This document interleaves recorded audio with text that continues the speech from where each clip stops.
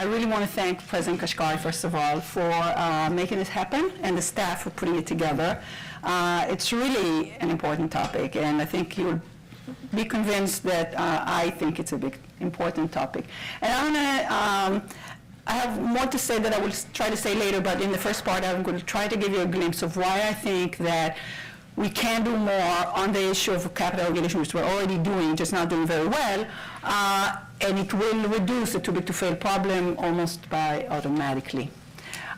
So first of all, just to put it in context, you know, people focus on crisis and people focus on bailouts, but it's really a bigger issue than that. My point about the system is that it's inefficient all the time. We might wake up to it in a crisis, but it's a really fragile and inefficient system every single day. And so that's the point I'm going to try to make to you. And so too big to fail is just going to be part of that problem. What they do, is that kind of the most efficient way to do things or not? And it's also not about bailouts because, you know, the bailouts are about, you know, directly who pays for the ambulances or something like that. And that's not really what it's about, because it's about the collateral harm of the crisis is what this is about. What I want to focus on is, do we have basic safety regulation in the financial system? The most basic of ones, we don't allow cars to drive recklessly, even if they paid for the insurance. We don't allow that, okay? Do we have reasonable regulations here for safety? And what about basic liabilities? Do the people who take risk, are they the ones that bear the downside? If not, if you have a too big to fail problem, that's crony capitalism. That's somebody taking the upside and leaving society with the downside. So it's really about these basic things. So I won't stay much on this issue, but just on the word big, which we'll focus on the next session. Big, bigger, big, very big, relative to every corporation in the world, the biggest of all. The financial institutions at the top, these are just 28. Very large. The average size is unfathomable for normal companies. Nobody gets there. Okay, they're the biggest. And I want to focus on very risky, big and scary, big and scary because of the risk. Here's one part of the risk, derivatives, okay? So these are just 21 banks, and this is 2006 versus 2013. So derivative risk is complicated, and I won't have a lot of time to talk about it, but I can. The notional amounts are not really the exposure, although it is for some derivatives, but the amounts are unbelievable. In the US, that's just 4 banks. The orange is 4 banks that are doing a lot of derivatives. 4 insured institutions. Every 6 months or a year, the OCC publishes an extensive report about derivatives. This is, I copied sort of the notional amounts, most of it in these 4 banks, of different kinds of derivatives. Okay, some of them swaps, et cetera, et cetera. Credit default swaps are insurance contracts. You can lose everything on those, okay? So that's real exposures. Now, so when you have risk exposures in derivatives, my point about derivatives is you don't see that on a balance sheet. You just don't see that very much. Now, the banks are very, very opaque, partly because of the derivatives. So listen to smart people, and this I'm just collecting a snippet of Andy Haldane saying black boxes, uninvestable. Kevin Walsh used to be on the Fed board saying investors can't understand it. Their disclosures obfuscate.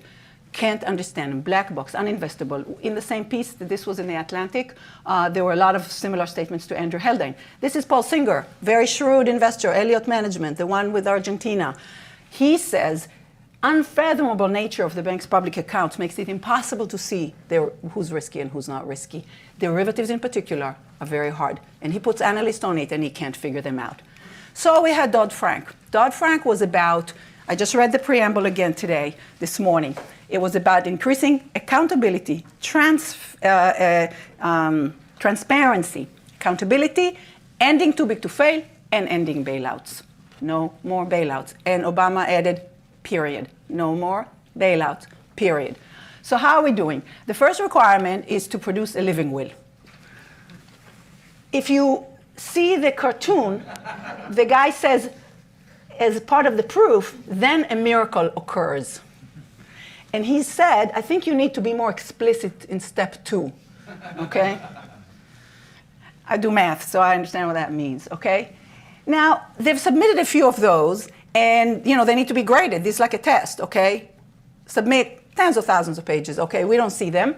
And there are all these graders hard at work reading them. And they produced, finally agreed, the multiple graders, to give them a little report, okay? Here's a little snippet from their report. The last time they were graded on this. They were told to come back with a better set of 10,000 pages. They made unrealistic and inadequately supported assumptions about the likely behavior of customers, counterparties, investors, central clearing facilities, and regulators. Fix that. And they also failed to make or even to identify the kinds of changes in firm structure and practices that would be necessary to enhance the prospects of orderly resolution. It doesn't even say bankruptcy, and this is supposed to be under bankruptcy. So they're already saying the word resolution. I'll get to that in a second. So, you know, I haven't seen the submission of the tens of thousands of pages, but I'm going to give them a grade right here. Fail. Fail. It's not possible to pass this test. It's just not possible. This is an impossible test. I don't usually give my students impossible tests to do. This is not a test they can pass. They don't have information to pass it. They cannot tell me the thousands of ways that they can fail that it won't harm. They can't. They're much bigger than Lehman. Lehman didn't work very well. It's not possible. This test is ridiculous. We're wasting a lot of time and money, okay, on this. So I failed them. And so is Tom Honig, okay? Our best regulator in Washington, D.C. is number 2 in the FDIC. Tom Honig had a document at the same day that the Fed and the FDIC produced their results. And in there, he addressed the fallback fail option. Title II resolution, okay? Some nurture the view that the government should rely on other means. These alternative approaches only perpetuate the too big to fail problem. This is from the person who's supposed to do that resolution, okay? This is again a hint, okay? Dexia. Dexia was a small, relatively small bank, passed the stress test, by the way, right before it collapsed, on the governments of Belgium and France. And for that simple bank, they had trouble not resolving it and bailing it in, but bailing it out, dividing it up between Belgium and France. This structure, I couldn't fit anywhere near here. You'd see little dots of a JP Morgan Chase, and I'll talk about this later. This bank was too big to resolve or too complicated to resolve. So here's the problem with fail. Fail is too late. By the time you're on fail, we've already had problems, okay? The problems with Lehman, with Bear Stearns, started before any notion of fail, before the bailout of Bears, before the bankruptcy of Lehman. The question is, can we prevent it? So fail is basically, you know, the plane fell off the sky, the truck imploded. Can we do something to prevent it? That's my question. At a reasonable price, my question.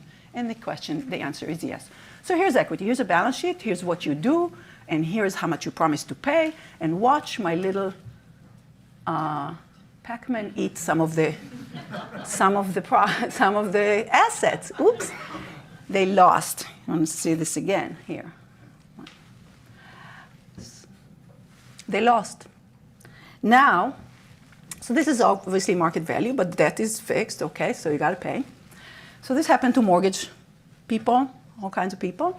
So now maybe you're underwater, maybe you're insolvent, who knows, okay? Depends on the value of your assets. Should you lose some more, oops, you know, you're now insolvent over here. Now, I have a better capitalized bank over here that didn't become insolvent. It's still there. Now, you could bail out, which bails out the equity, by the way, too. And, you know, that's basically what we did over on that side. And over on my side, where the bank has more equity, we didn't have to bail out. Okay, so this is now Barclays. Okay, Barclays is one of these big banks, okay? And I have this nice picture for it from a Shin paper, going from 92 to 2007. What you can see here is the trend in growth of the bank and the funding of the bank. So the yellow is deposits, the green is money market fund funding from money market funds, the red is more debt, and the little blue at the top is equity. Was that bank fragile coming into the crisis? I guess it is. It was. But this was not different for many other of these banks, okay? This is how little equity they enter the crisis with, okay? And there are all kinds of measurements issue. This one is JP Morgan Chase, our fortress balance sheet, okay? The fortress balance sheet has, by book value, you see two big bars there. One of them is by accounting in the US, and the other is by accounting in Europe. So it really matters, the accounting rules. So that's why when you talk about total, it matters exactly how you do the accounting. Or maybe you do market value, which is what I want to do maybe. So the GAAP accounting assets at the end of 2011 were $2.25 trillion for this bank. By European accounting, it would be over $4 trillion. Why? There were more assets and liabilities on derivatives. Okay, that's the big difference for that bank and for the other ones that do derivatives. Now, what do all these assets sit on in terms of equity? By market value, $126 billion. So you can see visually again just how little that is. A tiny fraction of their derivative exposure, a tiny fraction wipes them out. Not the London whale. Okay, on a good day, they could absorb $6 billion. But that's not a lot for the rest of the economy to deal with. So why not more? They have a mantra in banking. Equity is expensive. Now, I come from Silicon Valley, okay? I was not involved in the financial crisis. I'm a corporate finance and governance expert who wondered what's going on in banking and why the banking system took the economy down. And I kept hearing this, equity is expensive, expensive, expensive. Even academic banking, equity is expensive. That's the mantra. And I started asking, really, who is it expensive for? Why is it that all companies in Silicon Valley don't bother to borrow? And why are the banks so opposite that they so intensely hate equity and we don't regulate other companies? So these slides will be posted and I really want to get to the end. So I'm not going to go through all of this, but just to say, if you compare non-banks to banks, they always say they're different, they're special. My answer to that is they're different and special in what they get away with, basically. So for non-banks, the facts are everybody makes risky illiquid investments. Nobody can turn their assets overnight to cash, okay? Everybody does that. And every corporation and business, if they're profitable, have profits. And they have a decision what to do with that money. And whose money is it? Every company can retain their earnings and continue to invest and grow. This is the decision that they make, what to do with retained earnings. So far, they're the same. Now, how are they different? In what they choose to do. Many companies choose to retain their earnings for a long time if they have good opportunities, okay? No company which is healthy, not on the way to bankruptcy. On the way to bankruptcy, they become distressed and insolvent. But healthy companies don't live on less than 30% equity, and some companies live on much more equity than that, okay? Retain their earnings as the first source of funding, first and foremost. Banks, 6% or less, and they pay dividends as long as the stress test allows them, or as long as they don't owe to the government. I'll get back to that. So the difference you can see in what happens when they go down. An unpleasant scenario, but we have to go there. When they go down, most companies become distressed, and so do banks. They start making bad decisions, let's say. So do banks. But there is markets on that. There are creditors on that. There are bankruptcy courts on that. They file for bankruptcy, they go down, they restructure their debt, something happens, okay? They go up or down, and that's it. In banking, however, you can remain insolvent for a long time. Why? You have a lot of passive creditors. Depositors start with that. They don't have covenants. They're not going to come in after you. They don't look at your risk. They just think they're insured. They're insured but unsecured. So for those who understand about debt, this is a very interesting mix. Insured and unsecured, meaning they don't care, but they're actually behind all the secured creditors who also have exemptions from bankruptcy, who are feeling safe. So everybody's feeling safe, and therefore you can keep funding with debt, which highly indebted companies wouldn't be able to do, and therefore don't choose to do if they can avoid it, and just be happy. In other words, you don't feel indebted. You don't feel the burden, okay? And your creditors are letting you continue. So that's why they invented the concept of zombie banks, okay? So zombie banks are insolvent banks. Now, if you look at it from a perspective of a corporate doctor like me, I look at symptoms, okay? What's the symptoms of insolvency? There are behaviors that characterize insolvency, okay, in all corporations. I find them in banks. The intense hate of equity is very characteristic of zombies. And all kinds of other behaviors that were found for non-banks in insolvency, and that bankruptcy courts are very careful about because you can't steal the money ahead of insolvency, ahead of bankruptcy. You can't take cash out, all of that, okay? So there are other forces that push against insolvency, certainly, again, persistent insolvency in other companies, but in banking you find it. So here's the bottom line on this. Risk is taken. We want risk. Risk is innovation. Risk is credit. We want that, okay? Is the risk taken responsibly? Too much, too little, sometimes too much, sometimes too little? Who bears the downside, okay? Here are the possibilities. There's no others. This is it. Either depositors, well, they can't, or secured creditors, well, they can't, or long-term creditors, or shareholders, or the rest of us. That's it. That's it. So bottom line, from the bank's perspective, and I can go more into this, but I don't want to right now, that is best. And if you can get away with it, that would be true for others, but they can't. So that is best from the banker's perspective. From society's perspective, the reason equity is expensive for banks is because more equity would prevent them from passing on risks and costs to other people. That's it. There's no social cost, therefore, in telling them that they can't do that. So we have a bank. The bank can fund with debt or with equity. We have the river. We have pollution. Okay? The more debt, the more pollution. Systemic risk. We subsidize debt, sometimes in a crazy tax shield, and sometimes because we can't help it, with implicit guarantees, we get a lot of debt and a lot of equity and a lot of pollution. So that's the bottom line. We subsidize recklessness in banking in this form. Too much debt, completely unnecessary. Okay? Do they pass on the subsidies? It's not clear. They certainly take off the top a lot. So equity levels in banking have declined dramatically over time. From partnerships, 50% equity and unlimited liability in the 19th century, all the way through more and more and more safety nets. Richmond Fed knows about that.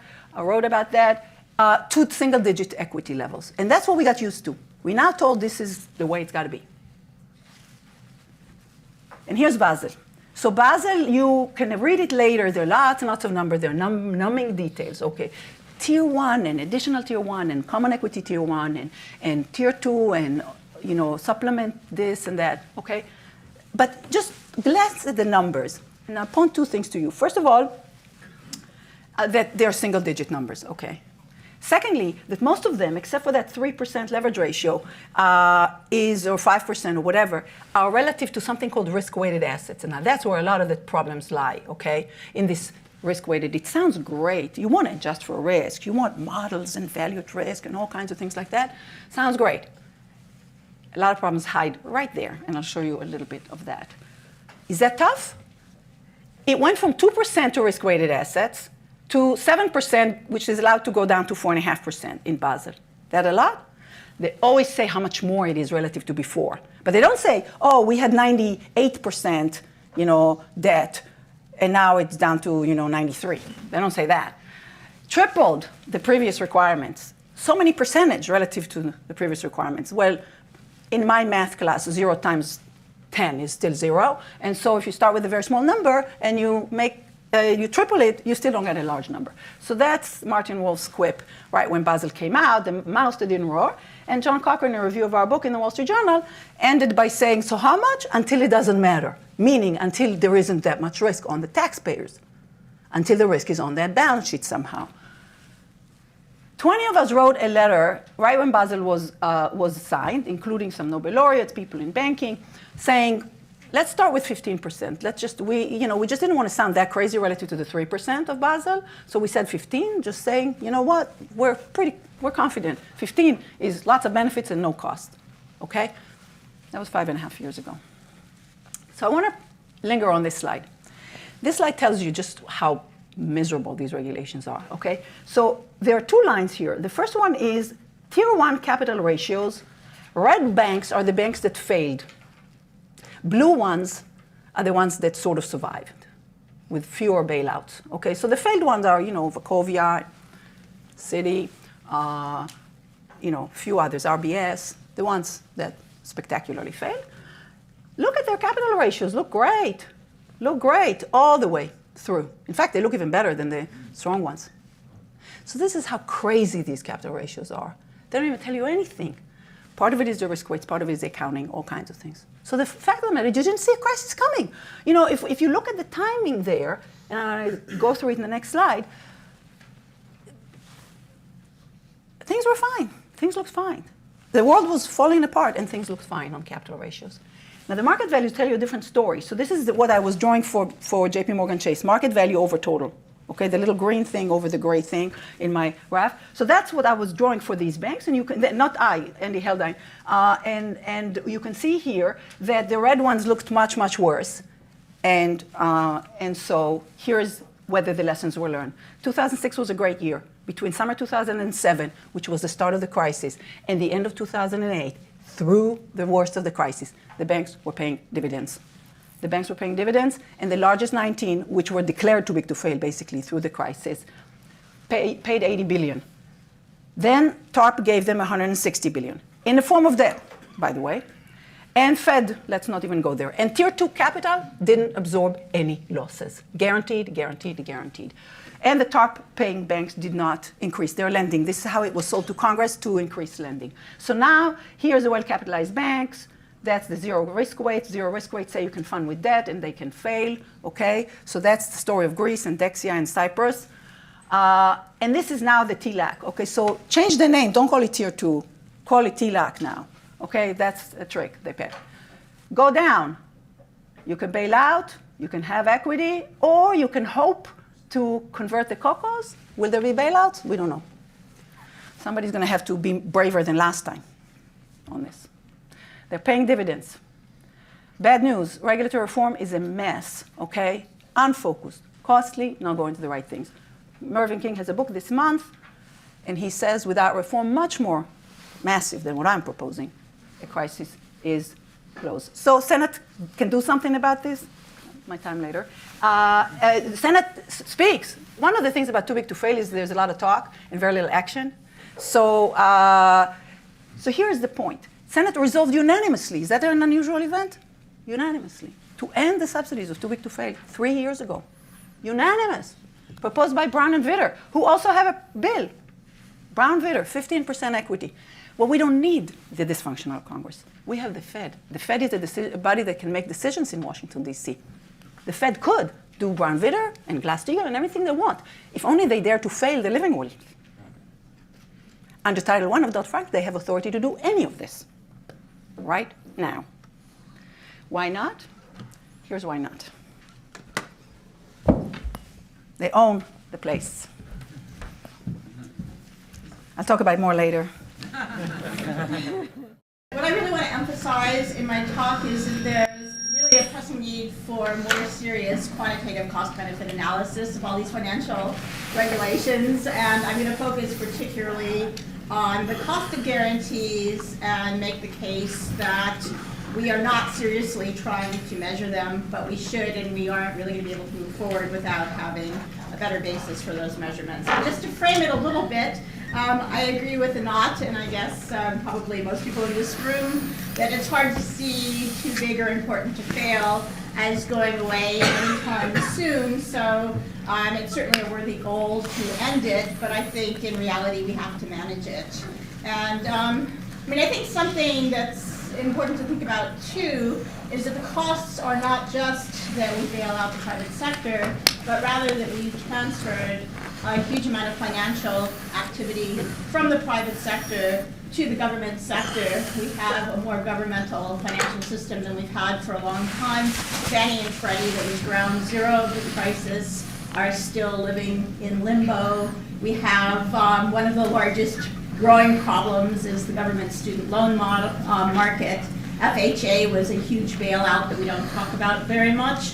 And so certainly, even if we can eliminate private too big financial institutions, this was my fault, I should have turned this on. That will solve the problem. Sorry about that. You can turn it off. Fine. Even if we eliminate private too big to fail financial institutions, I think we're still going to have governments as too big to fail financial institutions. So I think the problem is probably going to stay with us. There's very reasonable, great proposals out there, but what we're seeing in reality is that viewpoints remain extremely polarized, and I think as the financial crisis starts to fade from memory, it's going to be harder and harder to do, to make large changes, even if they're important. I think perhaps the MetLife decision recently is a bit of a wake-up call that there's going to be more and more burden on regulators to justify why the regulations are worthwhile and what the trade-offs are with the costs to the institutions involved. So I want to emphasize the importance of measurement in hopefully building more consensus about what really needs to be done and trying to construct regulations that do so at the minimum regulatory cost. So on the issue that Anat so persuasively argues, which is that of higher capital requirements. I think this is an example, a little bit of the impasse, because Anat makes this amazingly persuasive argument that the private benefits of high levels of debt in financial institutions arise from distortions created by taxes, from guarantees, both implicit and explicit, and that really the only benefit to the private institutions are at a social cost. And she's also making the point, which is very important, that there's these large behavioral distortions that have costs well beyond the narrow costs that we might measure because of excessive risk-taking. But then I go and I talk to my very sincere friends in industry, and they are also very smart people, and I really think they're not fantastic actors, and so they say with a lot of sincerity, high capital requirements are very costly, and then you hear anecdotes about various lines of businesses that they used to be engaged in, and with the higher capital requirements, they can no longer do that. And they further actually say, and in fact, you know, we are heavily regulated.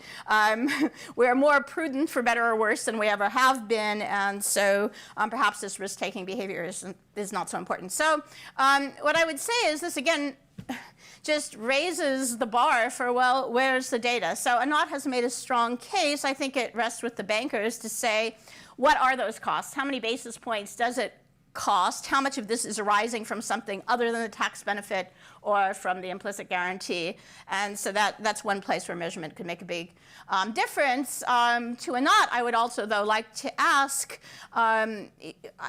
you sort of alluded to the fact that it would be nice if we had enough capital so that failure really wasn't an issue, but politically, realistically, we might get to something like 15% if we're lucky. But that does leave open the possibility and the probability that during any kind of a severe crisis, banks would blow through that 15%, because that's going to protect you from little shocks, but not from big shocks. So, you know, there is the question of, well, what do we do then? And so this kind of leads me to my main point, which is I think that there are always going to be guarantees, implicit or explicit, and we can't, it's going to be, it would be nice, but I don't think we are going to be able to just rely on capital. And so the question is, should we be thinking about assessing some kind of a too big to fail guarantee fee? Both to compensate taxpayers for the protection that they're providing, but also I think fees are a way to encourage downsizing. So you can think of higher capital requirements as being perceived as a tax by the banks, as would a guarantee fee. So I want to talk a bit about guarantee fees and properly measuring and thinking clearly about the costs. So this is just one piece of a cost-benefit analysis, but obviously an important one, which is what are we giving banks? How much are these guarantees worth? I think measuring value, not just risk, is important for a number of reasons. We want to know, as I said, what the cost really is. But also, if we have a cost measure of the guarantee, we can also reward financial institutions that curtail their risk. So if they hold more capital, we can reduce the guarantee fees. If they change their use of derivatives, we can reduce the guarantee fees. So we need a metric whereby we can be fair about what we charge and what we do.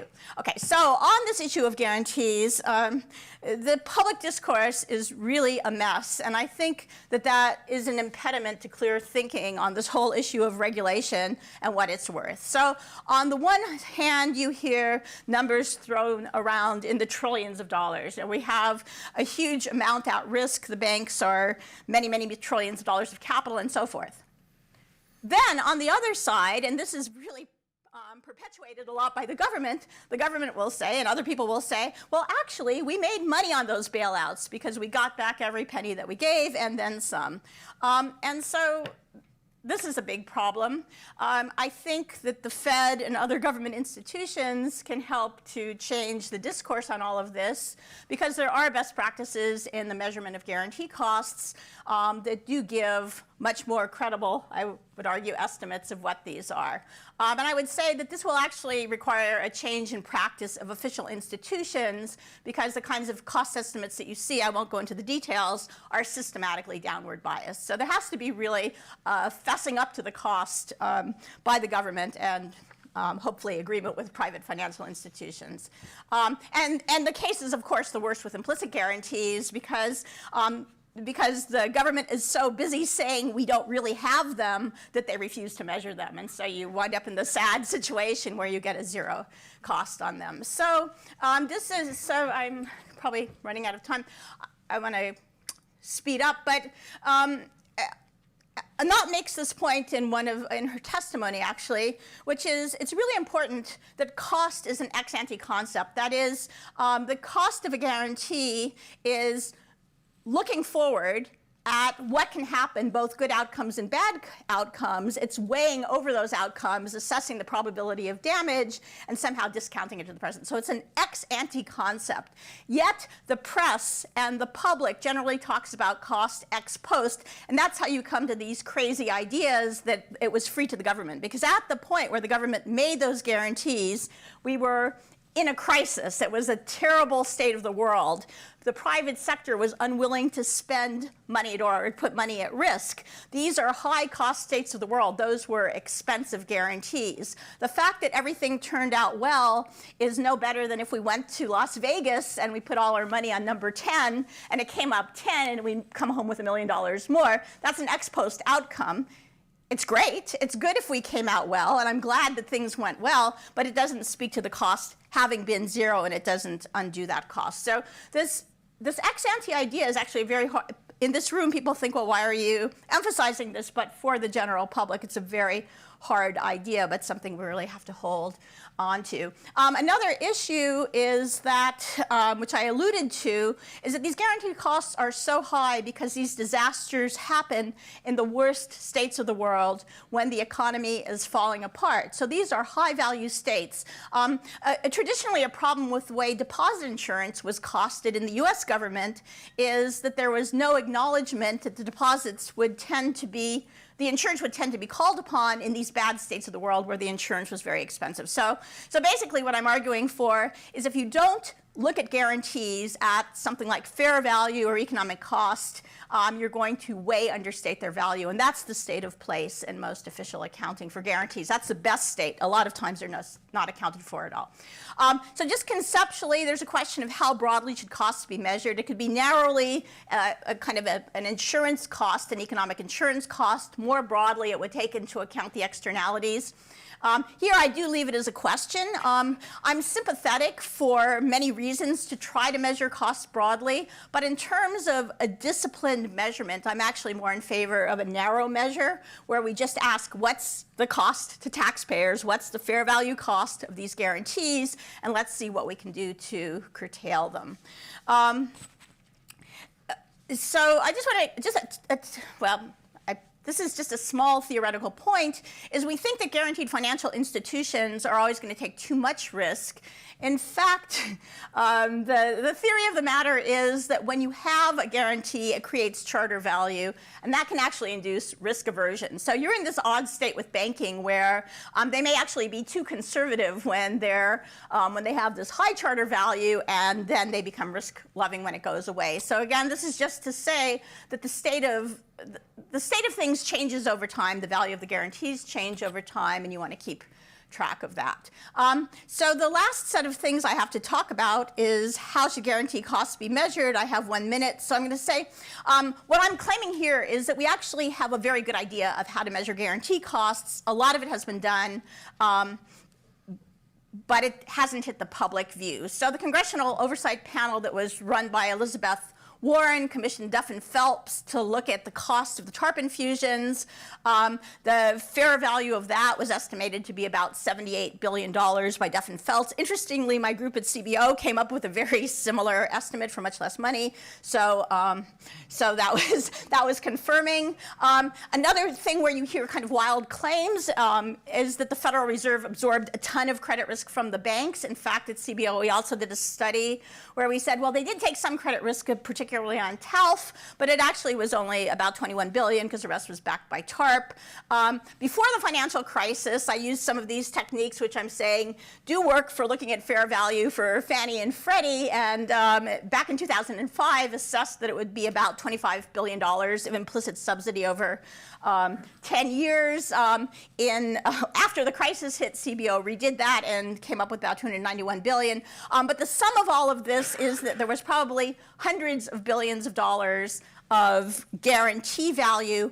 It wasn't zero, it wasn't trillion. So we can do it. We should be doing this for the large banks, and that's the conclusion. We can do it, and perhaps charging a premium for too big to fail risk could help alleviate some of the problems that are out there. Thank you.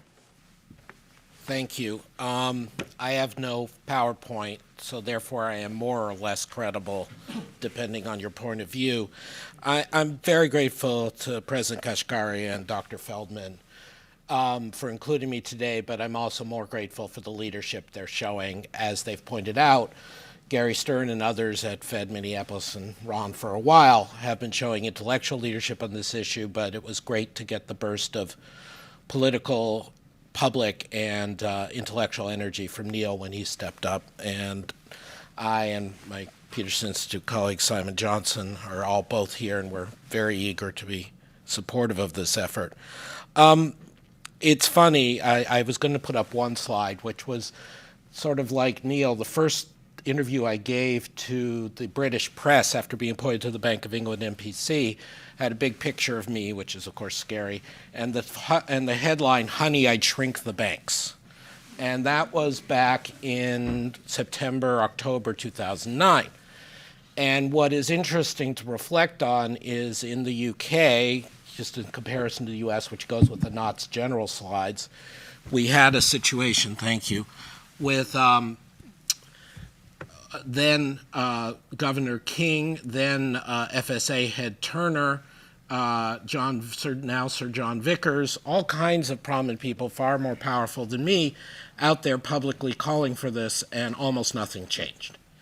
And I think that that is one of the pieces, along with the very deep analysis that Admati and Hellweg have made, that we have to take up, and that's why I'm glad to see President Bullard and President Kashkari and others doing this, because let's give the benefit of the doubt on motivations. I don't like getting into motivations, but let's just say that the FSB has decided they're done at a premature state for whatever reason, maybe just they want to be done, and we should not let them be done. And let's just start with that premise. I think in general, Admati and Hellweg are right on capital. They've made a huge contribution by talking about this. Let me take it a slightly different direction. But just first, let me say, you know, the issue is it should be more. And Professor Lucas just mentioned, well, maybe it's not realistic to get all the way to Admati and Hellweg. Okay, we'll get to 15. Well, just, again, to give you an idea, we just released a working paper at the Peterson Institute by Bill Klein, our colleague. And Bill is someone who's generally much more sympathetic to the parts of the bank arguments that Deborah was mentioning than many of the people in this room. And his working paper, which we just released, just came out with something that was approximately twice the Basel standard. And so if you think of Bill doing a very serious cost-benefit analysis as in some sense setting the lower bound, and we're going to be releasing a new book by Morris Goldstein on stress tests and capital in the fall, which comes in closer to Admati and Hellweg. The point is, even if you're very broad-minded on this, even if you take a different course, you have to believe the current amount is insufficient, Pac-Man aside. And so let's start there.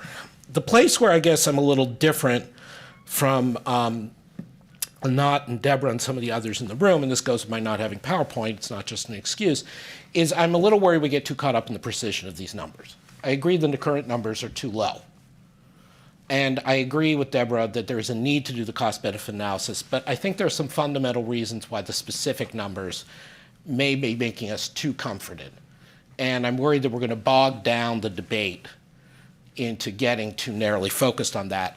And this especially, and this does not reflect any of the other panelists, obviously, but especially in a world where we talk about risk-weighted capital and Tier 1, Tier 2, TLAC, and we have all these complexities of capital which are not referred to, I think that makes it even worse.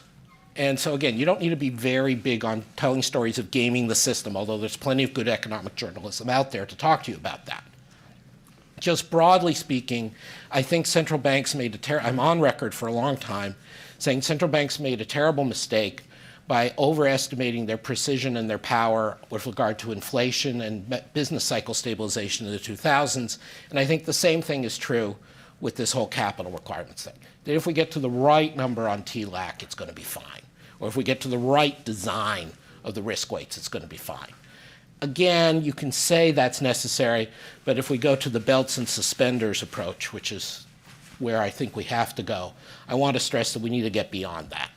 So let me go into some of those issues. And this is in part a question of international comparisons. So Anat put up a very good slide, I think it was slide number 29, in which she showed, that wasn't a joke, I just happened to notice the number in the lower right of the screen, in which she showed how the differing banks that had ostensible amounts of capital and that were the same, and then the crisis came, you saw otherwise. And this is not specific to the recent crisis. If you go back to the Japanese financial crisis of the late 80s, early 90s, which I did a lot of work on, which then extended through the 90s, that was one of the most striking things. That you looked at the capital figures, and obviously this was on a different generation of capital, but in some ways it was harder to dodge in those days because you didn't have all the derivatives and all the complexities. And going into the crisis in the early 90s, and again at the time when there was issue of recapitalization of Japanese banks in the late 90s, around 2000, you had banks that were ostensibly well past 8%, which was the magic number at the time, well past the Basel standard, and yet when push came to shove, they didn't have enough. And so, again, this is not to say we shouldn't be looking at this issue, but I worry we get too caught up in this issue. And Anat made reference to, and I want to commend the idea very strongly, even though this offends some colleagues elsewhere in the Federal Reserve System, as well as people who worked on resolution at Bank of England, where I was, I really don't buy TLAC, okay? I do not buy this idea of conditional capital. My colleague Avinash Prasad did a policy brief for us last year, which Anat cites. She says it's good, okay. About the fact that when it happens, this stuff doesn't really pan out, and Charlie Calamiris had this wonderful theory of COCOs and all this. Again, it's too clever by half, okay? If you're over-engineering something, it's only going to respond in a specific state of affairs. And so working out these two over-engineered things. So my concern, frankly, is that when push comes to shove, when there's a crisis, when there's a run, I think we're missing the point in a few senses. First, that whatever amount you have may not be enough. China, to make an analogy to foreign exchange intervention, China had $4 trillion in foreign exchange reserves, but once the run started, that somehow didn't look like it was going to be enough. Once the run hits, and if it's not for just one country, it's for multiple banks at once, it's not clear that any amount of capital. It's my view of the Jimmy Stewart wonderful life view of the bank run. If people have to ask and look how carefully whether you have enough money, it's too late. It's only if you have enough money that nobody looks, okay? And in banking, in particular, as we all are aware, but I think is getting somewhat lost by the emphasis on the practical, understandable emphasis on individual institutions, we have to worry a lot about the herd dynamic. We have to worry a lot about it's not just one bank that goes down and how well is that bank. And of course, the stress tests and the various measures try to take account of that, and they have rules for it.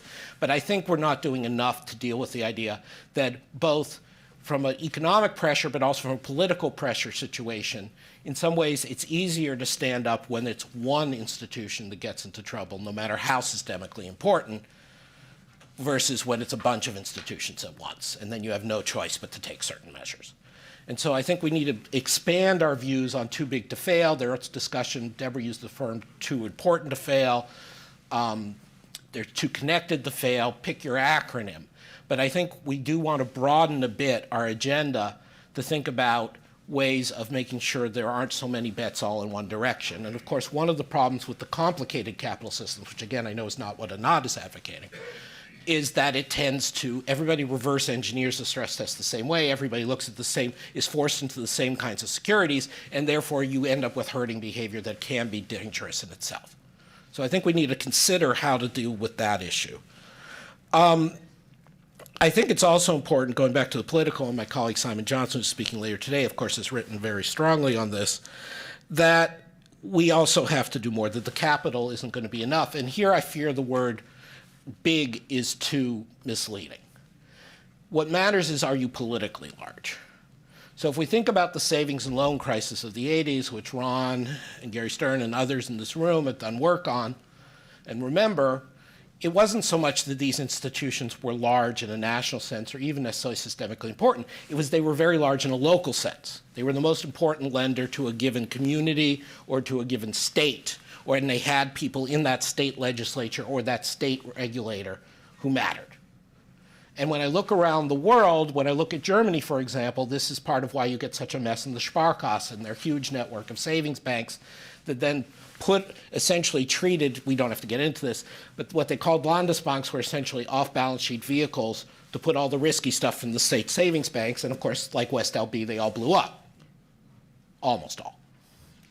And this is because each individual set of Sparkassen local state banks is incredibly important to a local state-level government, whatever. So when we think about the politics of too big to fail, and again, this is just a tendency going back to some of the Washington discussion, it can't be just defined by balance sheet size. It has to be talked about in terms of the local power of the politicians, the local importance. That's, for example, Northern Rock, which had the run in the UK, was treated so crazily, in part because before I got to the Bank of England, some people made a mistake. Not that I would have prevented it, just to say I wasn't part of that. But in part, to be fair, it was because it was such a critical lender in a part of the country where nobody else was big in lending, and it was the local champion. Just like we have national champions, like with Dexia. It was a Belgian national champion, which gets into the whole industrial policy aspect of this, which is very dangerous. Final point. I think we need to think in terms of re-energizing the agenda, not just not being satisfied with the current capital levels, where I give Neil and Anat and others huge credit for forcing the FSB and the Fed to think about that. I think we need to go back to the issue of regulating activities. And there's never going to be a simple aesthetic system, just like our tax code, right? It's never going to be all based on one principle and we all do it. And the FSB at times tries to pretend that. Oh, we're going to do the right set of TLAC and Tier 1, Tier 2, and we're going to be done. Or we're going to have a definition of what's a SIFI and what's not, and we're going to be done. No, it's never going to be that neat. But again, belts and suspenders, which is true for anything big, be it me or a bank, right? We need to start thinking about restricting certain kinds of activities. And the main reason we need to think about this is the capital requirements are not going to deal with the shadow banking issue. They're not going to deal with the non-banks who are engaging in systemically important things. Now, I do think that the industry and some regulators exaggerate the extent to which it matters that there's some migration into the shadow banking or the non-bank system of activities. I think they exaggerate in good faith, but I mean, I think it's a mistake in two senses. First, we have more vulnerability from the banks because they are critical to information-impaired borrowers, and they are critical to retail savers, and they have government guarantees. So as we have seen repeatedly, hedge funds do die without destroying the system. So there is insurance companies do behave differently than banks, okay? So it is legitimate to suggest that sometimes if stuff moves out of the banking system into other areas, it's actually safer. And this gets into the structure issues that the second panel will talk about this afternoon. A second reason why I think sometimes that the shadow bank issue gets exaggerated is because there is some limit to how much stuff can move. Certain amount of collateralized lending, it's either not going to happen or it's going to move, or it's not going to move. Banks what banks do. Nonetheless, we still have the phenomena and the huge notional numbers about derivatives that are not put up there that many have commented on is part of the story. And AIG Financial Products in London during the crisis was a huge part of the story. There are certain things that should not be allowed. I think the red card is about to go up, so I'm about done. There are certain things that just fundamentally should not be allowed. There's the red card. And we know this, and there's plenty of legal precedent for this. And there's plenty of rules that the Fed and the SEC and other bank supervisors can put on firms and say, you're not allowed to engage in this kind of activity. And then the question is always, oh, well, they'll come up with something else. Well, again, it's like with shadow banking. It doesn't have to be 100%. If the major retail saving institutions who have government guarantees are precluded from doing bad activities, and stuff in the Cayman Islands blows up, it's not good, but it's a hell of a lot better. And so I think the excuses made for not talking about activities, I'm not saying, again, anybody in this room is saying that, but I just don't want that to get lost. I think there's still an agenda there that has to be pursued. So let me make my final point. This is the one place where I probably differ from Anat most, is I am least convinced that better capital will lead to better incentives and better behavior by banks. I know you're not claiming it's magic. I'm just saying I really don't buy that. Because I think a lot of this, again, had to do with herd behavior, had to do with the culture of the regulators and supervisors in the US, had to do with other things like that. And therefore, the capital alone isn't going to be sufficient. And size alone, unconditional, isn't going to be sufficient to key on. And again, she's not saying that, no one's saying that, but let's keep that in mind. And let's keep our pressure on the FSB, the Fed, Congress, not to get so fatigued, to say, oh God, we've done everything, we've negotiated everything, we've pushed back on everything, we did Dodd-Frank, we've done this, that's the best we can do, and look, we did TLAC, isn't that great? Well, no, it's not. We got to do more. Thank you. Thank you, first of all, for inviting me to this illustrious panel. It's a real honor to be here. Thank you, President Kashkari and Ron, for this symposium. So I met Anat back in 2010, as we realized yesterday evening, at a conference at the New York Fed. And afterwards, she went around asking a lot of questions, a lot of very basic questions. They were really good questions. It was stuff that, frankly, I and many of my colleagues took for granted. Things like, why is there so little capital? How do you know when it's enough? Why the aversion to more, and why the aversion to so much more? So it forced us to think about some of the very basics. And I think in that regard, if nothing alone, she's made a tremendous contribution to the discourse about this important topic. So what I want to do today is actually share with you some of my perspectives, but I'm going to try and stay rooted very much in the data. And I wanted to essentially start with the following. So Anat wants us to have a lot more capital, and she wants us to have high-quality capital, right? So no funny business, no debt-like structures. So a core complaint is that the bank capital has not increased by quite enough. So I want to just start with some facts. And what I want to do is compare the US banking system from year-end 2006, which I think is also a mark that you had in some of your analysis, to just the end of last year. So total Tier 1 common equity, so the good stuff, has nearly doubled in that time period, from $743 billion to $1.4 trillion. Total assets, however, have increased by less than a half, from about 10.1 trillion to 14.9 trillion. Now, some of this, to be sure, is because of an accounting change that happened in 2009 that brought some off-balance sheet stuff to on-balance sheet, but most of this is genuine growth. Meanwhile, total loans grew by 37% and deposits grew by 69%. So more of the funding now comes from deposits than before the crisis. And just as a way for putting this into context, I spent a lot of the time when I was involved in the crisis trying to figure out what is big and what is small, and it's often not so obvious. The economy grew by 12% over this time period, from year-end 2006 to year-end 2015. And note, by the way, that the rate of loan growth is 3 times that, so it's hard to say that banks haven't really been lending. But, so these are nice numbers. The question is, is that enough? And in particular, one way to frame the question is $1.4 trillion in capital enough to support $14.9 trillion in assets? So Anat says no. She'd like to see something a little bit closer to, say, 30%. So I thought I'd just take that number and apply it to the U.S. banking system, just as, what do you get? And so essentially, we're looking at $4.5 trillion of capital that Anat would like if we take this 30% as a placeholder. Now, what you could do alternatively is you could just shrink the banking system to get to that number. That would bring it down to 4.7 trillion, which is the size of the US banking system back in about 1997. Of course, you can do stuff in between. Now, again, like what is a big and a small number? 4.5 trillion sounds like a big number to me. And again, just as a way of comparison, the total common book equity for all publicly traded non-financial firms in the United States is about 5.9 trillion. So if we were to go down this route, what we'd like is, or what Adnan would like, is to have total capital in the banking system to be about 3/4 of what is in all non-financial firms that are publicly traded.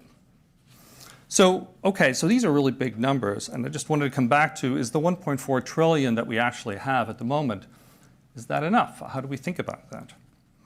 So, Anat, rightly states one way to think about this is in case there's a bad state of the world, bad stuff happens, this is the kind of thing that we'd want the banking system to be able to comfortably absorb. That Pac-Man that is eating up all those assets, but importantly, all that capital. So in the US, we actually have a program that does this. It's called the stress testing program. And I don't know if this was on purpose, but auspiciously tomorrow, 33 of the largest banks in the US have to submit their stress test results. They make up more than 90% of the US banking system. They have to submit not just supervisory stress scenarios, but each of them has to come out with their own, one that is bespoke to the bank's risk profile and business model, and one that has to be at least as harsh as the official scenario. So why don't we take a look at what the scenario is? I mean, so this, Anat pointed out, not all stress tests are equally stressful. So I'll let you be the judge. The unemployment rate goes up to 10%. As we learned just last week, it's currently at 5%. To give you an idea, again, is that a big or a small number? During the Great Recession in late 2009, it peaked at 9.9%. The stress scenario says the stock market is going to drop by half. That's about what happened in the crisis. House prices decline by about 1/4. It's also about what happened in the crisis. Corporate credit spreads blow out to about 580 basis points from today's roughly 240. That's also about what happened in the crisis. Now, this year we have a fun new part of the scenario. The short rate drops to negative 50 basis points. That didn't happen in the crisis. That's a new addition, and it's a very tough one for banks to manage because it's not good for income. And in that sense, it's an important part of the current scenario. So last year, we had 31 banks participating. We have 2 more this year. Those 31 already made up just a touch over 90% of the banking system. Those 31 banks had 1.1 trillion in capital at the beginning of that stress test, so at the end of 2014. The capital depletion due to the stress test, we don't know the results, of course, of this year's stress test yet, so it's hard to know what the impact of that is going to be. But last year's scenario was quite similar. And the impact, or the capital depletion, the consumption, if you will, that Pac-Man, you might ask, like, how much did that Pac-Man eat up? It ate up about $380 billion, and that's according to the Fed calculations, so it's not the bank calculations, which you may or may not think are somewhat optimistic. So again, just to what is big and what is small, after the stress scenario, just these 31 banks had as much capital after the scenario as the entire US banking system had back in 2006. So again, is this big, is this small? Should we feel comfortable about this? So one way to think about this is to go back actually to the 2009 stress test, and the stress test actually has gotten harsher since then, not easier. And one of the key things that happened, one of the key sort of outputs from that stress test was that the projected loan loss rates back in 2009 that the banks had to capitalize against were higher than those that actually happened during the Great Depression. Right, so I'm trying to paint a picture of like, how harsh are these stressed? How big are these numbers? How comfortable should you feel about the banks surviving these kinds of scenarios? Now, I mentioned that the Fed models and the Fed result stress test itself hasn't becoming any more forgiving. Some of the things there have been new things added since 2009. So, for example, non-financial risks like legal risks are now explicitly part of the stress test. The largest 8 banks have to default their largest counterparty. This is actually a really important part of the stress test because it gives insight into one of the key issues that we have in banking, which is the interconnectedness. And it allows banks and therefore the regulator to be much better prepared for the next Lehman, and very importantly, to actually feel more comfortable to allow it to happen in the first place. So if you take seriously Anat's numbers, it implies really a huge transformation of the US banking system. Now, her argument rests on Modigliani-Miller being true, and pretty much 100% true. But there are several real-world violations of Modigliani-Miller, which might cause us to think twice about making some major policy decisions on the back of what is, of course, an important theory in finance. So one of the important real-world departures is the tax wedge that Anat also described in her talk. Another is that banks have deposit insurance. You may or may not think that's a good idea. Of course, deposits also provide a service. They're not just a way of funding. They also provide a service to those that use them. They're called checking accounts and savings accounts. Now, another implication of Modigliani-Miller is the perfect trade-off between risk and return. So the idea is that a firm is riskier, it's more levered, and return that's required for equity for debt is higher, or importantly, vice versa.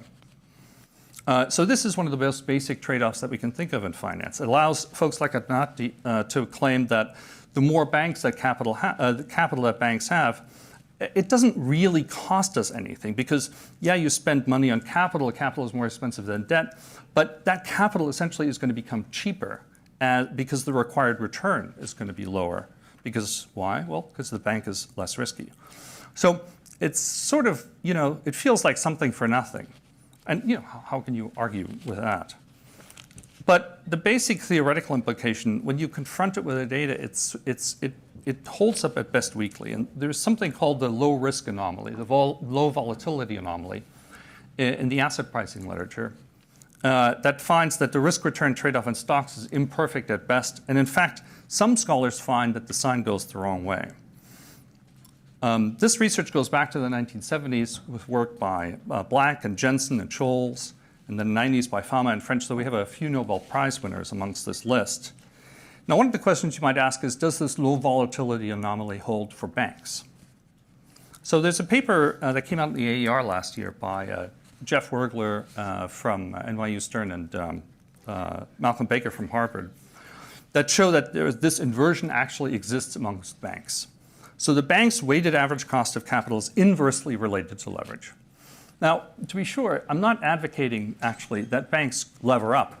I don't think that's necessarily the right policy recommendation based on this research. But it does say, what I do take away from it is we should take empirical studies of this kind of work very seriously before we embark on a major transformation of the US banking system based on a theory. So in conclusion, Anat has very rightly pointed out that banks need more capital, and they need a lot more capital than we had before the crisis. And not only that, but that this capital has to be high quality capital. And that is actually what has happened. The US banking system now has almost twice as much capital as it did when we stood before the crisis, not knowing that it was coming. At least I didn't know it was coming. We have a major stress testing program in place in the US that covers well over 90% of the banking system. It's a program that I think is quite comprehensive, and one that seeks to give us a very concrete answer to the question that we actually care about, which is, how much is really enough? But I confess I don't quite share her faith in the theory underlying some of her recommendations to cause me to advocate for an increase in the capital in the United States banking system from 1.4 trillion to something over 4. And let me end with that. I'm going to make three points briefly. So I'm going to talk a little bit about what do users of banks want, and Till mentioned this a little bit. I'm going to focus on liquidity on some of those services. I'm going to talk about the costs and benefits of some of the changes that are proposed that people are thinking about. And then I want to think a little bit about failure. I want to say, well, what happens when banks fail, when we have the next crisis? And obviously, I'm coming at this from the perspective of the last crisis. That I was at the Treasury. Neil and I were colleagues at the Treasury working on some of these issues together. I also want to think about it from the perspective of the recovery from the crisis, which I think many people feel is subpar. And think about that and have that. In some sense, I have in mind, the ultimate beneficiaries of the financial system are American families and people all over the world. And so I want to keep that in mind. Okay. But first, I realized that I was invited as a discussant, and I really should at least discuss, right? I have to say something. So Anat knows well that when you give a seminar in the economics department, the people in the audience, they're there to try to pound you, and there's a fine tradition. So I have two very mild observations. But the first is I'm going to say again is that I think it'd be great to call for empirical work, and that call coming from you, from Anat, would be a very powerful call. So I think that'd be a good thing. Next, it'd be a natural follow-on from your book, and then to welcome all the people who do it, including banks. Right? There's lots of smart people at banks. If they do the work, I think it's wrong to say you're at a bank, your paycheck is from a bank, therefore I will not listen to your work. I think that's wrong. Okay, and then number two is on one of your slides, which I won't call up, but there's a slide about the TARP didn't increase lending. Well, I'd really like to know what would have happened to lending if there were no TARP. And so obviously I can defend the TARP all, till the day is done, but I think that's a tough one. Okay, good. All right, so let's go through, think about what do people want out of banks, and of course, my first three bullets are straight out of a money and banking textbook. There's a number of very good ones, and connect savers and investors, and they perform a governance role by monitoring loans, and all these other things. But banks also provide, as Till said, liquidity services, and in fact, most people don't want to be equity investors in banks, right? Most people want to provide the banks with debt funding, and here I think Anat has done a really big service in her book by focusing on this and saying that deposits are debt. And of course they're on the liability side of the balance sheet, and should be clear from that. But there is this sort of discussion of deposits as stable, and of course they are for the most part stable, but right, they're stable until you really want them. And obviously ask Wachovia, the former Wachovia bank, if their deposits were stable, and of course they weren't stable at exactly the time that Wachovia really wanted their deposits to be stable. And of course, the reason that deposits are stable for the most part is not because people trust in the capital calculations or people trust in the ability of the FDIC to resolve banks. It's of course because of the deposit insurance fund. Right? That's the reason that deposits are stable. Okay, so but again, people want liquidity. They want those services from banks. And I just think of a concrete example, right? Imagine you're the treasurer of a Fortune 100 company, and I realize there's many excellent Fortune 100 companies, world-class firms here in Minneapolis. All parents of children certainly know the firm that makes Cheerios as a Fortune 100 company, and the treasurer of that company has to make payroll. Right? And the employees of those companies, they want cash, right? They don't want a fraction of the firm's equity, right? The cafeteria won't take that. Delta, which I gather is the only way to get in and out of Minneapolis, Delta won't take equity. So, right, so there are things that people want out of banks that involve debt. And so, obviously, I don't think anyone here is proposing 100% equity banks, but I think it's important just to start with that. It's natural to say next, well, who should provide these liquidity services? Well, of course, the pros of the private sector doing it is all the reasons we like the private sector doing things. The innovations, and I of course have to put ATMs as the innovation everyone agrees are good, but competition, low cost, stability, again, because of the deposit insurance. And of course the cons, which Anat has marvelously set out in her book and in her subsequent writings, is the instability for the economy, including the instability from having banks funded by debt, by deposits, among other debt instruments.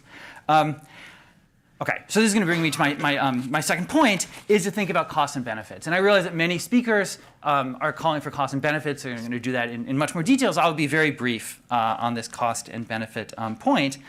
And so I've listed some of the pros for the private sector providing liquidity, and we just have to acknowledge that there's cons as well, right? There's instability for the economy, and all of us all of us, especially those of us at the Treasury, who had to deal with it at the Fed, and including Till at the New York Fed, saw that instability, and that to me that's what the call for the cost and benefit analysis.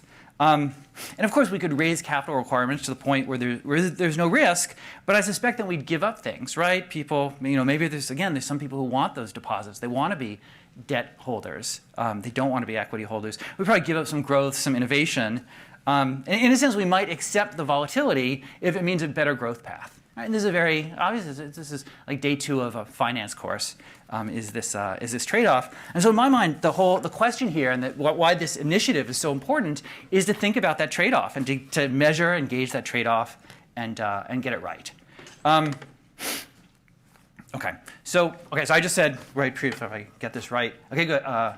No, here. Okay. So this is just think a little bit about the cost of regulatory changes, and obviously the next slide is going to say the benefits of regulatory changes. But I'll go through these very quickly, just because other speakers have focused on this as well, right? What are the costs of the regulatory changes? And I'll talk a little bit more about the regulatory changes in a second. Well, of course, we get increased capital requirements, and there's a nice sense, and I think I'm quoting from one of the chapters of Professor Admati's book, in which this would be saving the banks from themselves, from their own incentive to have as little capital. And if you did that for the whole banking system, well, you save the whole system. But of course, there's competition from non-banks. You could regulate all financial providers like banks. There are people who want to have all securitized lending, have a government backstop and bank-like regulation. And I suspect all of that would have costs. And so the sense in which the right question, I think, is, what about 30% capital? What are the costs of that? What are the benefits of that?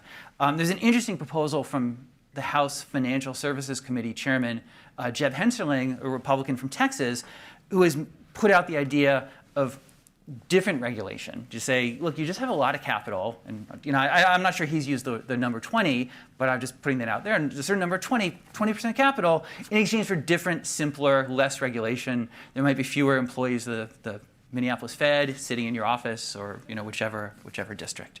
But that, to me, those are the questions, right? That's the question, is to calculate these costs and to think about what are the benefits involved and what are the trade-offs. And again, I think we should all welcome these efforts. And when people make an effort to calculate the costs, I don't look at their business card and say, where are you from? But I say, well, what's the quality of the intellectual effort? And of course, I understand if someone's business card is .com, well, they're going to have a certain incentive. But that doesn't lead me to say I will not read your paper because of Anyway, I think all efforts should be welcome. Okay, good. The benefits. Well, so here, let me talk very briefly about some of the benefits of the regulatory change. And obviously, stability is got to be the biggest benefit. And so a lot has been done, and there are many speakers from the Fed especially, but from other regulatory organizations who will give the list of changes that have been made to the regulatory system. And of course, I've listed some. There's capital. There's transparency derivatives. There's rules now for high-quality liquid assets, although strangely, municipal securities count as high quality, which I think everyone understands. That's an odd thing.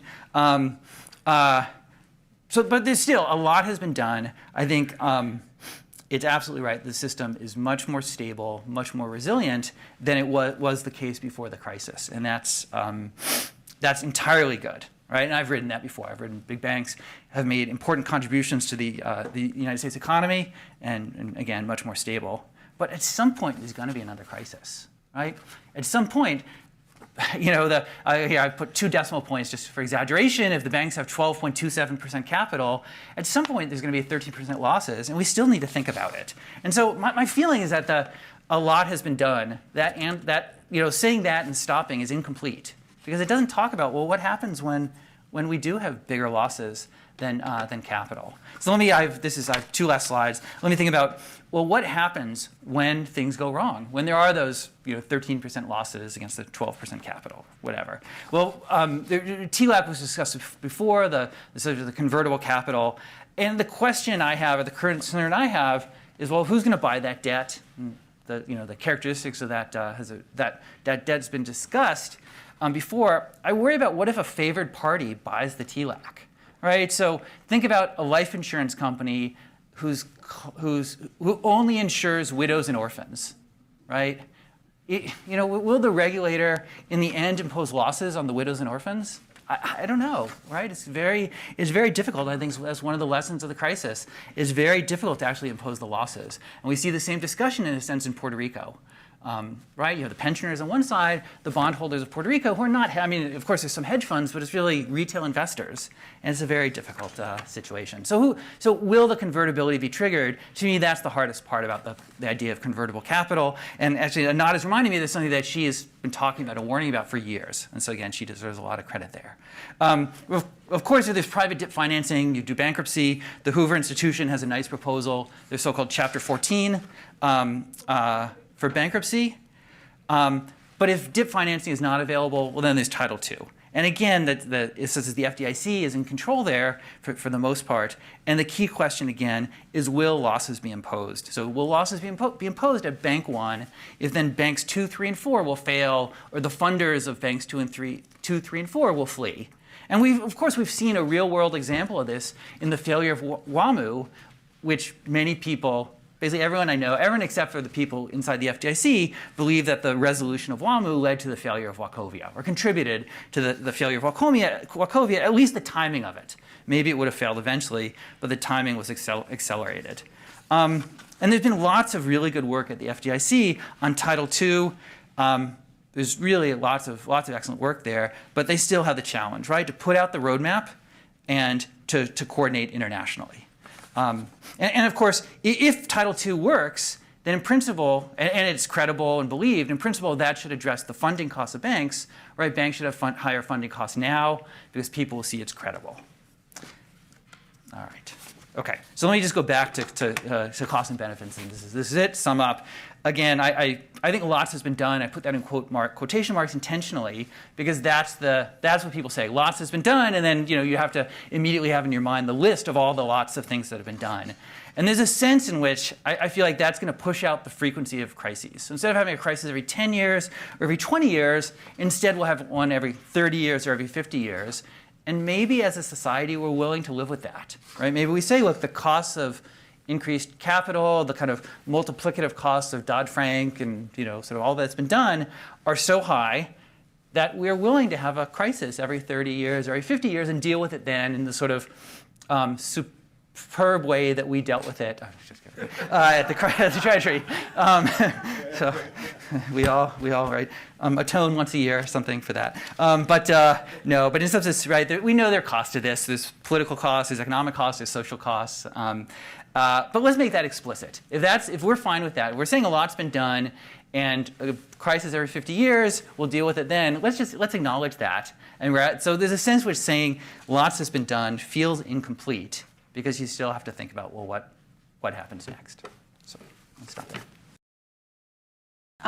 We heard sort of what I expected, which is a combination of, I'm going to mostly actually elaborate on what Adam said, and I'm going to try to respond a little bit to the other three in these slides. I wasn't sure exactly what they were going to say, but I'm just going to flash here to you a little bit of that, basically responding a little bit to what Phillip said here about what people want out of bank and what we get out of bank. Okay, so this is, and I see here Solo Morova, who I think who knows most about what I'm going to talk about a little bit, which is about structure and activities.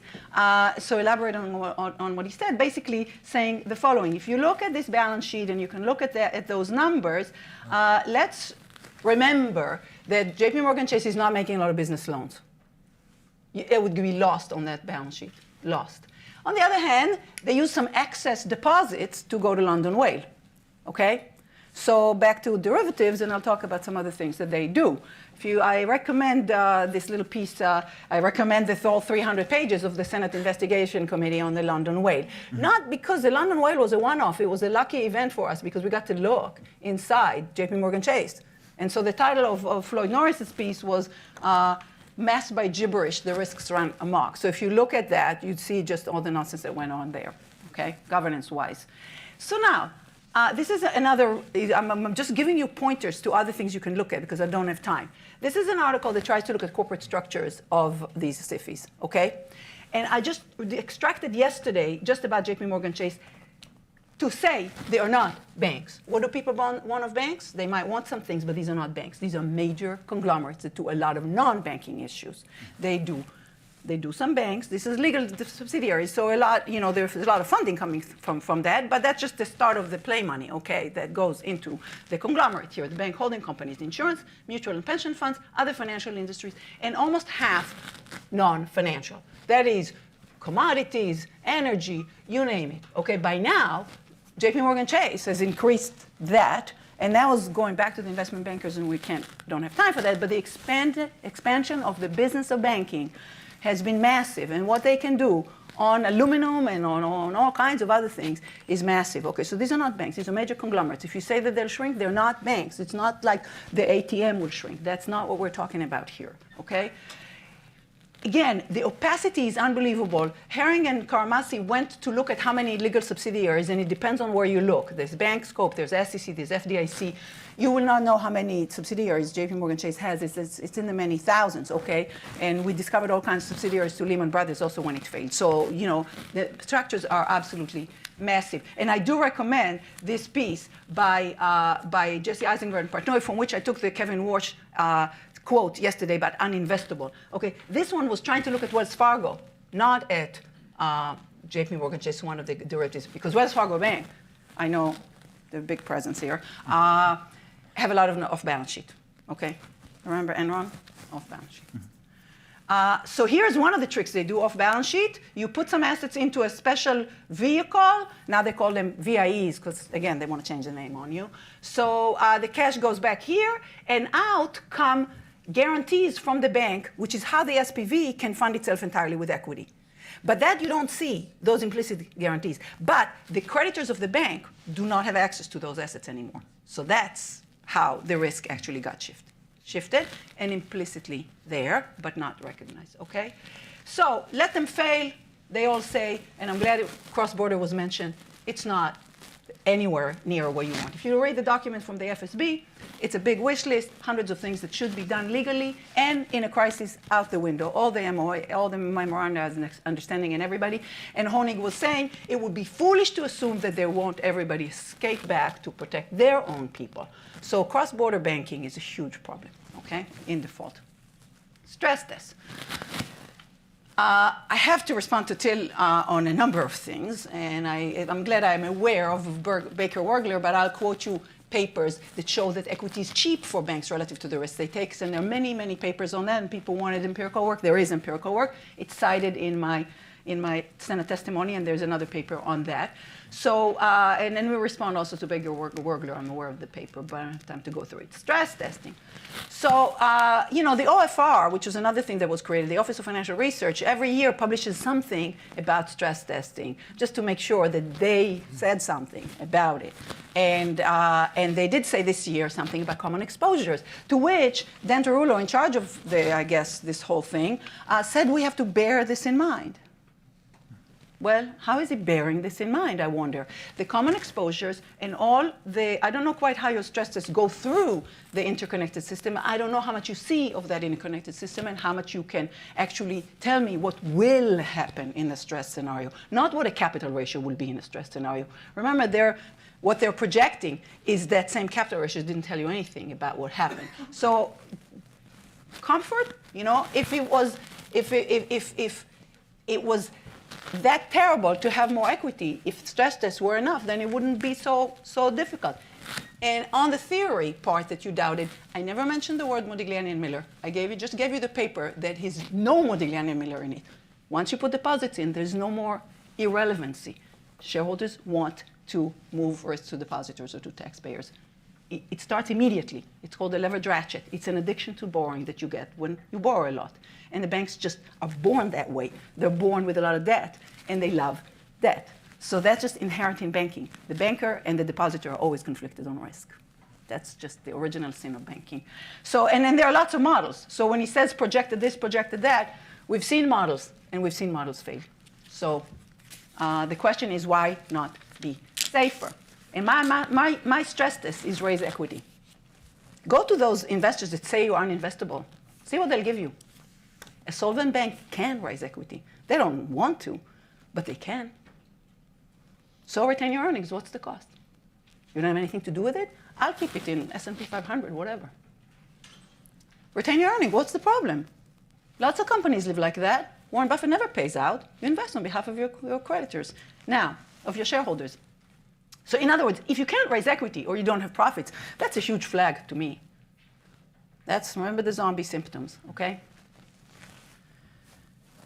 How to make it work? Well, the principle is prevention. The principle is prompt corrective action. These words were in an old law that some of you are familiar with. Prompt corrective action meaning be like the covenant that a creditor would have.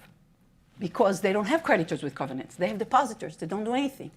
You have to watch the risk. And when the risk builds up, you have to stop the payouts first and foremost, which Rosengren said we should have done before the crisis, or the mistake that and prevent and make sure before they get to insolvency to keep them away from it. If you intervene cleverly, looking at market signals, looking at where the risks are building up, you can prevent a lot of it by being an enlightened regulator, okay? And how you know you succeeded? Fewer of these zombie symptoms. When the hate of equity becomes a little bit less intense, we might know that we are getting somewhere. But as I will point out, that's not enough, and I agree with Adam on that. Non-bank competition was mentioned. Too big to fail institutions are themselves non-banks, once again. They can buy the competition. They have so much advantage over everybody, they can buy up every competition, okay? So, non-bank competition, bring them the competition and they'll eat them up if they want to because they have the best funding in the economy. Not enough equity for them. There's plenty. So this is the picture, okay?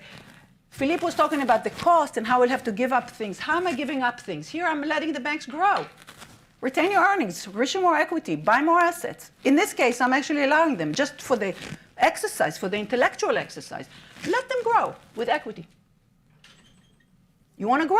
Grow with equity, only with equity, okay? So I'm allowing you to do more. Now what? The assets that are originally in economy, A, B, C, either held directly, held through other intermediaries, or held through bank intermediaries, I have the same assets here. What did I give up?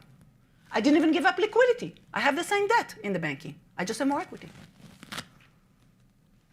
How am I giving up anything? What I'm saying about this picture is I want the market to work. Right now, this is a less distorted system than the one side with the more equity is less distorted than the other side. We will have better investments, less wasteful investments, if we have better capitalized. And the size looks bigger here, but only because I'm allowing them to grow, and I'm saying whatever worthy things they're doing, they can still do. If they sell some assets, that's a good thing in some cases.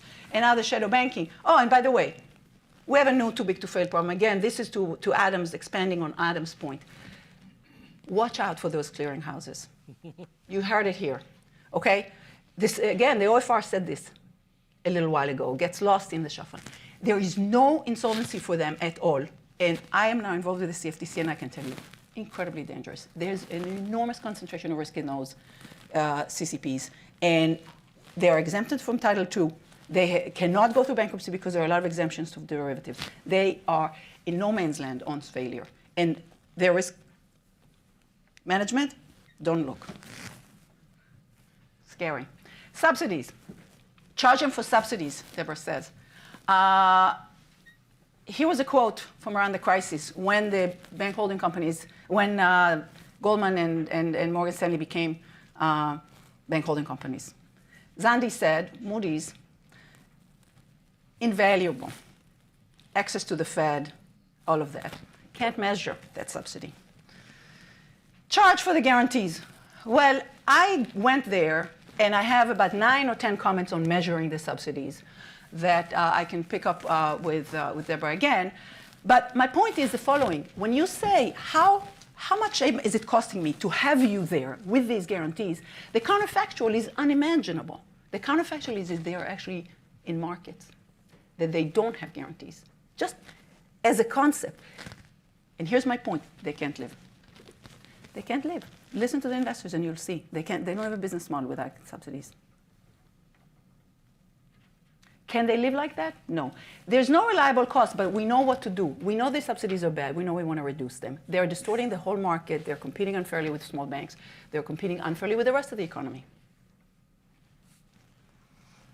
And by the way, if you're going to measure subsidies for individual banks, again, there are sector-wide subsidies, and there's a lot of evidence for that. When everybody fails, you save a lot of them. Equity, as Deborah mentioned, is the tax right there. It will do a risk pricing of their risk in markets. So in the letter of 20, we said, first of all, a tax code subsidizes debt. Why is that? Okay, paradoxical. Proposal to impose bank tax, we said, the 20 of us, to pay for guarantees are problematic. High leverage encourages excessive risk-taking, and any guarantees exacerbate this problem. There is no way that guarantees create charter value. The charter value is created by restricting competition, like in Canada. Then you have sort of implicit equity subsidies, but not the way we have it here, okay? Because we have competition. So we are saying equity dominates any such attempt. And of course, you know, they'll be happy to let all of academics sit and calculate these numbers while they continue to live as they do. So equity is the best bargain, but I want to go precisely to what Adam said. I only talked about capital here, and Ron knows that I wanted not to talk about capital because I'm sick and tired of it. But I was told that's what you can talk about, so you should talk about that. So now I want to talk about other things, okay? I agree completely with Adam. And I will agree also, I'm not sure with specifics of Simon's proposal, but structural things and all of that. So it's the best bargain. I talk about this because there's just a concentration of nonsense around capital that is just, you know, unbelievable. So there's bankruptcy costs to deal with. There's too many exemptions in bankruptcy. We have to take care of that. Safe harbor, bad. 2005 law, bad. It was not changed, okay?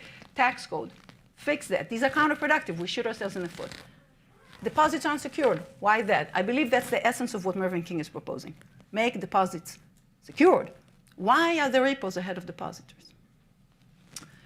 Separate activities. Definitely, you know, anything there. Right now, the derivatives are on the same balance sheet as deposits, and they are ahead of deposits. This is ridiculous. That was just changed, and the push-out rule was reversed. That was a crazy thing in the budget last year. The scope of bank holding companies is much too broad.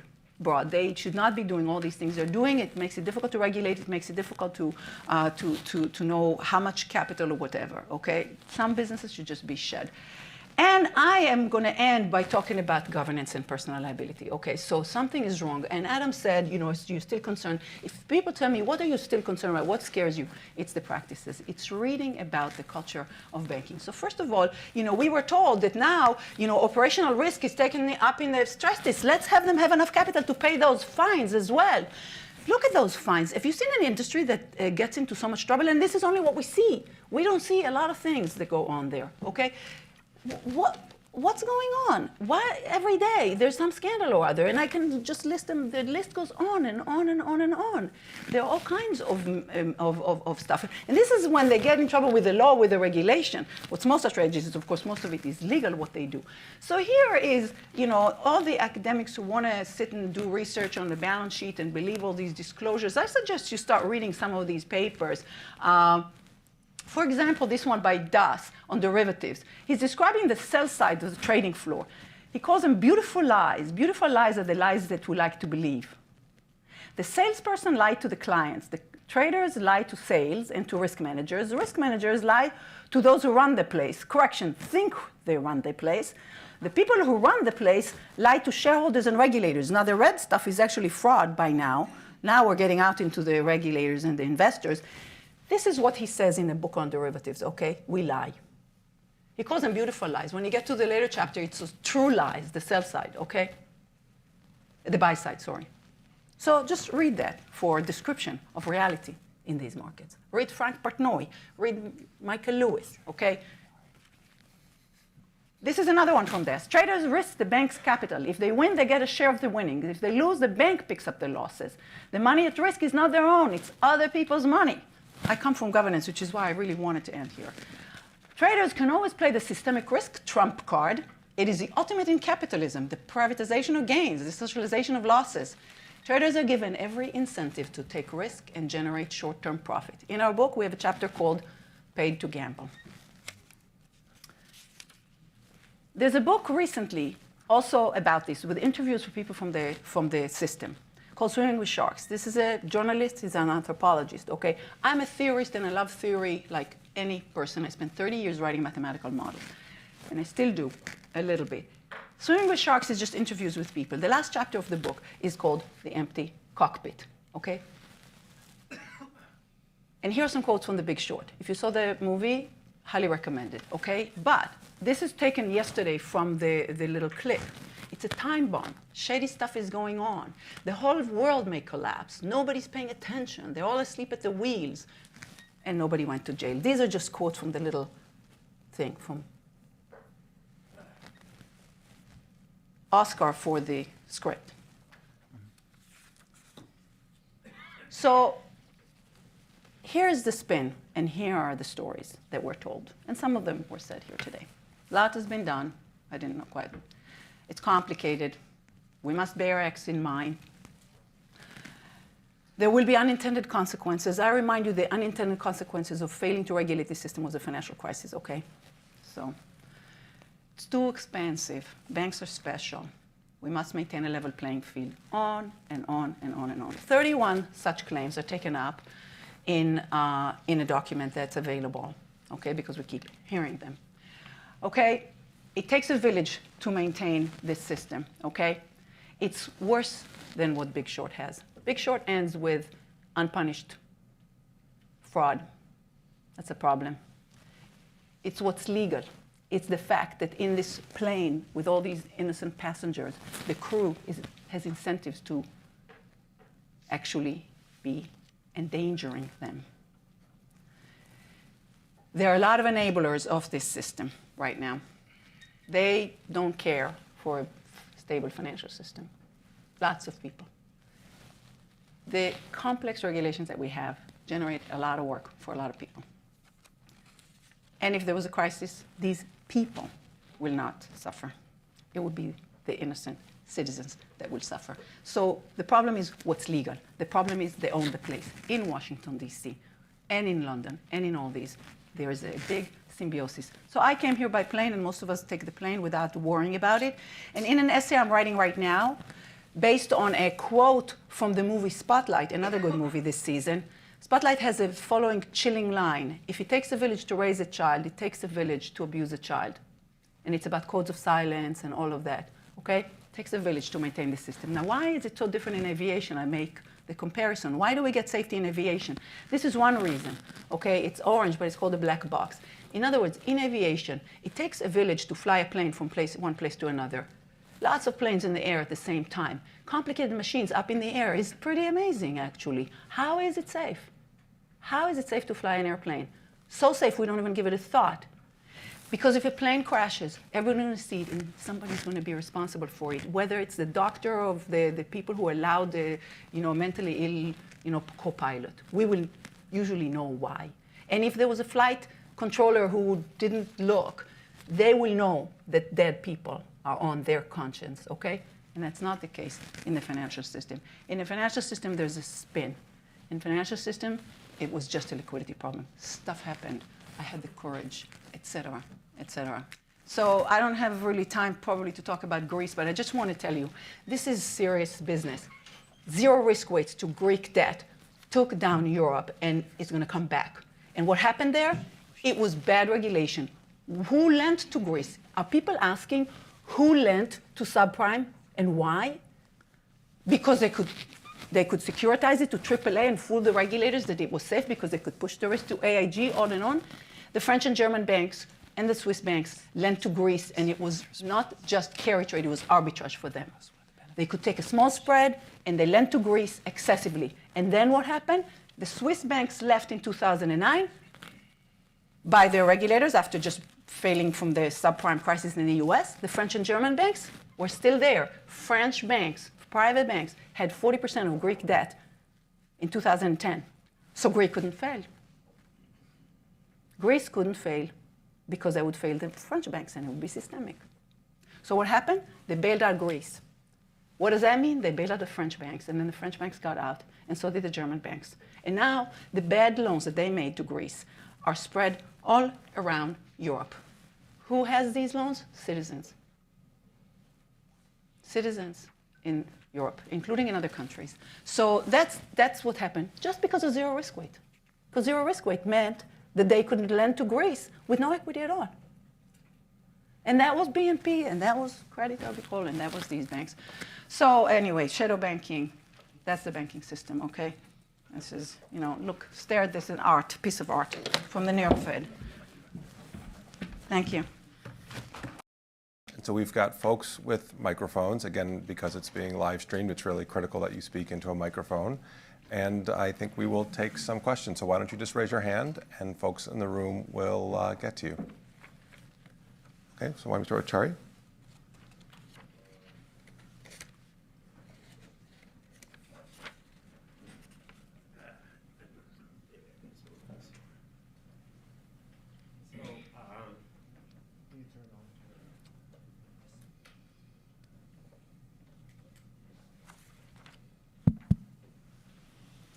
So this is great.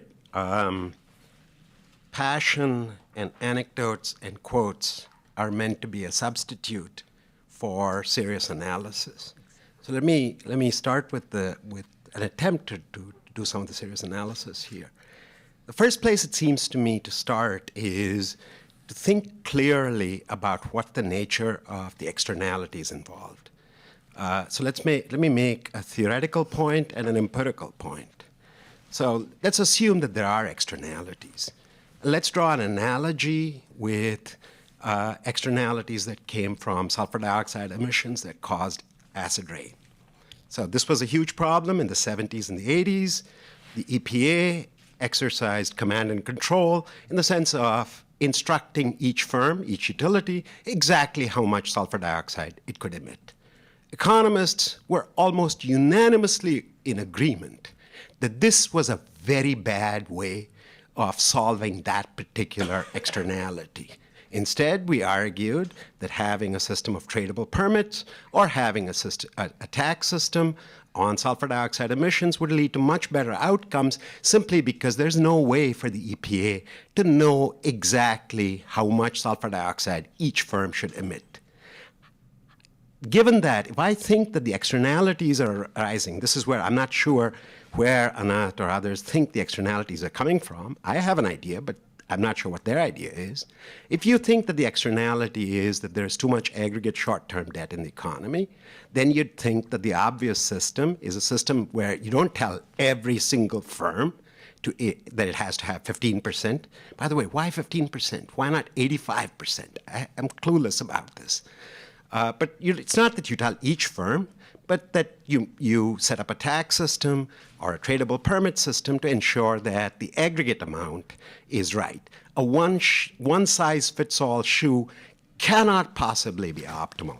That's the empirical observation, theoretical observation that I think serious analysis should confront. Be precise about the nature of the externality before you offer solutions.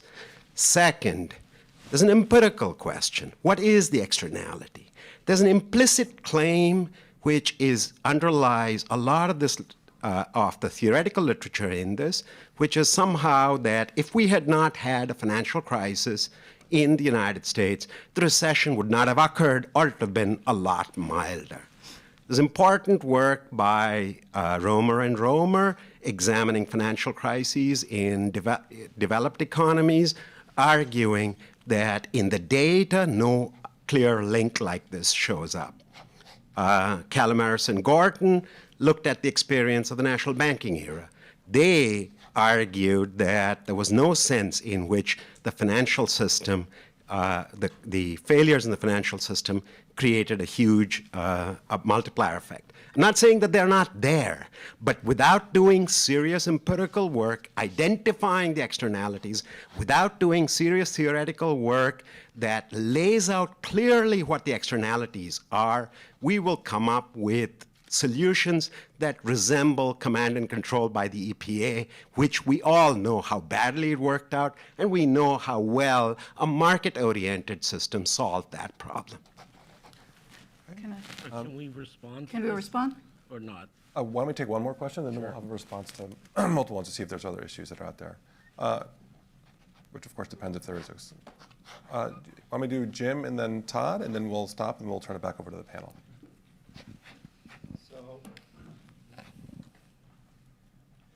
Jim Bullard, St. Louis Fed. I'm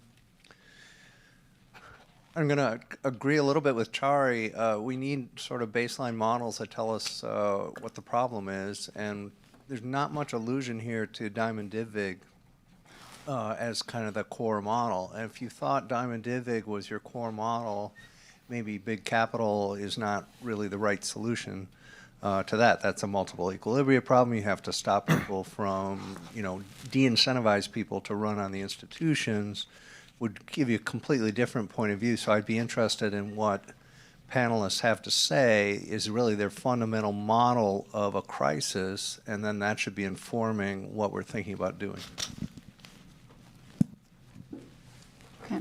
So along the lines of being clear about the nature of the externality, I was trying to think through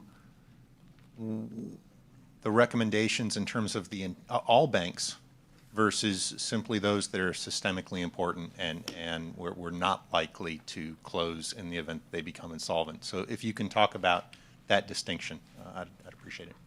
Right, so two questions, maybe to summarize it. Can you be a little bit more specific about the exact nature of the problem and therefore how that relates to the solution? And then finally, a question about the broader issue regarding banks. And let's hold everyone to just a couple of minutes, if we can, to make sure if there's additional questions, we can get to them. Okay, now I don't ever get to talk about numbers because there's just so much other stuff coming to say that, somehow. The numbers that we have right now are arbitrary. Let's start there. The numbers that we have right now are completely arbitrary. So whatever number I give that's arbitrary, the question is what's the starting point? Why are we starting from these numbers? Equity is not scarce, okay? There's equity for things that people can do. There's lots of things that people can do. There's equity for treasuries combined with other things. There's equity for lots of things. So I want to see a market solution which is actually less micromanaging of the asset side. We're fixing a distortion in the liability side, which I will be happy to give you the paper on leverage ratchet, which says that when we teach our students what investments to make, what worthy investments to make, positive net present value investments to make, we are teaching them that corporations do this to maximize, to improve the value of the firm. But that is not what equity holders are doing in a leveraged firm. They don't do that. They might pass up good investments. They might especially take bad investments that are too risky. So Diamond and Divvig has the only risk is being liquidity risk, that we will liquidate assets too early. That's not the world we're at right now. The risk that we have right now, liquidity risk is taken care of by deposit insurance and central banks. Diamond and Divvig recommended deposit insurance. We gave it to them. From that point on, we had to counter the incentives, and we didn't. Especially after we have central banks and lots of other ways to take and hide risk, we didn't counter the incentives. So the problem is now a problem of solvency. Diamond Divvig don't have that. And they have a little comment at the end about that. But the problem now, pure liquidity problems are not problems. We have, everything is mispriced. That's our problem. Liquidity is mispriced. Credit is mispriced. We get too much, we get too little, we get distortions. So banks that maximize, chase ROEs are just not acting in a reasonable way. Equity just corrects distortions, and it's not about Modigliani and Miller. It's about the fact that there is a conflict of interest about who bears the downside. That's it. Diamond and Divvig didn't have that. All they wanted to prevent was an early sale of assets. So we can continue that, and I can give you more paper. I don't have exact numbers. I'm happy to talk about exact numbers. If we don't stop at 3%, that's the problem. When it's at 3%, then all the distortions of high leverage are there still.